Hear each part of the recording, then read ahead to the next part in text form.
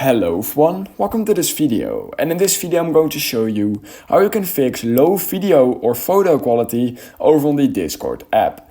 So if the quality you are sending or receiving is really low over on the Discord app from, for example, photos, then here's how you can fix that, and I have actually two easy ways in order to fix that. So first of all, open the Discord app like this, and basically once you're done with that, head over to the bottom right corner of your screen at your profile picture, and then head over to the top right corner of your screen at that settings icon. Alright, so once you're in settings, just scroll a little bit down till you find text and media, and what you need to do is you need to make sure that best quality is enabled, and you also need to make sure that data saving mode is disabled.